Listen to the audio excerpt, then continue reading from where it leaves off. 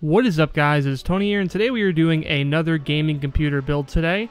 And instead of doing a gaming build, we are doing a workstation computer. So the type of computer you'd be using for editing footage from a game, and possibly also gaming to some extent. This is actually a very expensive workstation, as many of them are.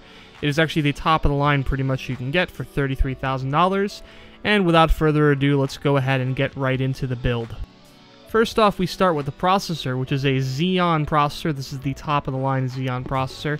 We're going to go with two 8-core processors at 3.1 gigahertz, a lot of processing power, a lot of megabytes of cache, and overall a great value. Next up, to cool those processors, we're going with the Noctua air coolers, which are actually very good for cooling server-level processors. We don't need any water cooling. We're not going to be overclocking a lot on this workstation computer, so this will work fine.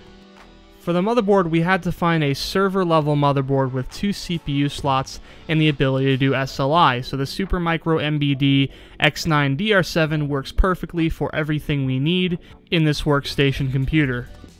For the memory, we decided to go high density. We went up with 256 gigabytes total, or 128 per CPU. And it's not exactly super high-speed memory because it is just a workstation system, and it is not necessary to have high-speed memory. For the video cards, we went with 2 Tesla K20 video cards. These are great workstation cards, coming in at 5 gigabytes of RAM each, and it's just a great setup for doing any sort of 3D graphic work or anything like that.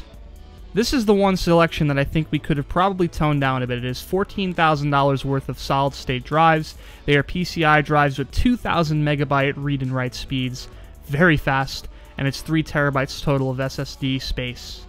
For the more high-density storage, we decided to go with 9 Constellation drives by Seagate, adding up to a total of 36 terabytes. You can RAID these with the SSDs for better performance, and it's a lot of storage for your workstation computer. The power supply was difficult to choose, but it turns out the Nex 1500 watt power supply works actually very well for the server motherboard and for all the other components in this server system. So we decided to go with it. I'm sure you can choose a better one if you decide to do so. And finally, I decided just to go with the Corsair 900D. It looks really nice for a workstation system. It's very professional. It's not too flashy. But of course, this is subject to your own opinion on design and what you like better. But this definitely has lots of room for expansion and is a great workstation case. There you go. That is the $33,000 workstation computer. I know it is very high-end, a little bit expensive. But the reality is that it's just really cool to see what a lot of money can do with these workstation systems today. Of course, if you want to make this a little bit more affordable, you can get rid of those SSD Z drives. That would cut down the price by half. And of course, you can also reduce the level of processing power and graphical power as well to create a more affordable and still efficient workstation computer. Anyway, that is the build. I hope you guys enjoyed the video. If you did, go ahead and like and comment. And before I go, I would like to mention that I am recording with a much more high-quality microphone today. So if you guys notice the difference in audio quality and you would like me to keep using this microphone, I'd really appreciate the comment below, just to see what it looks like, because it is a little bit more difficult to set up this microphone. And if you guys don't really see the difference in quality, I think it would be better for me to move back to my Turtle Beaches. But if you guys really do see the difference in quality and would like me to continue using this microphone, go ahead and comment that below.